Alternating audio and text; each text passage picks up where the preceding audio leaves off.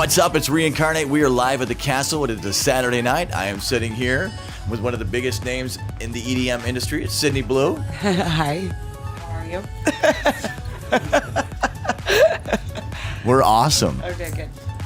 So you were the first female to have your own produced track on Beatport, correct? Is that?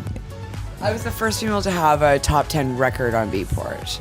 It was just when Beatport had kind of started. It was the first year, and yeah, my track "Give It Up For Me" that was on Deadmau5's label went top 10, and it was in the top 10 for 3 months. It was a pretty big accomplishment.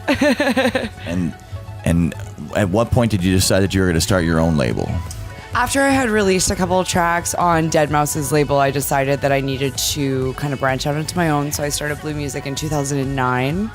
And yeah, it's been really successful. Like, I mean, we put out a lot of records, new talent. We've broken a lot of new talent, and we've had a lot of hits on Beatport. So still chugging away, still working on the label and making it as, known as I can with the brand. And it's been a good run. How'd you come up with your name, Sydney Blu? It's actually my porn star name. Like, when you take your first pet's name and your mother's middle name, that's what it was a joke. And it stuck. People liked it. Now you know it's a porn star name, Sydney Blu. Okay. Wow. Okay.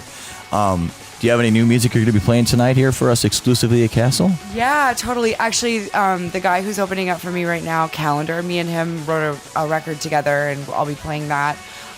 It's called That Feeling. And then also I have a bunch of new stuff that just came out on Hot Fingers, and a new track that's coming out on Hot Fingers in the next month called Over It. And then my other track that was in the top 100 called Who Gives a Fuck.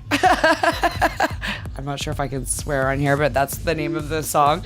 And yeah, like tons of new music, so it'll be a good set. Awesome. Yeah. Okay, I know that you have one of the hottest parties down at Winter Music Conference. Everybody wants to play your party. How do you decide who's going to get to play your events?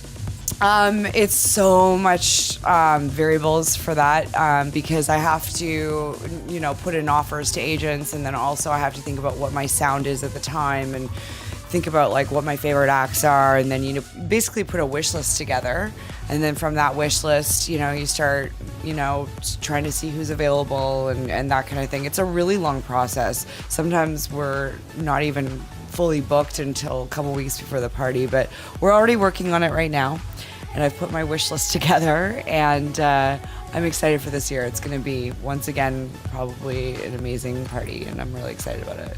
We're going to be down there, so if you want us to come cover it, we'd be stoked to come hang out and cover it. Awesome. I would love that. We'll be there. Very cool. Awesome. All right, another question I have for you. I know that you started DJing because you used to go and watch shows in college. Yeah.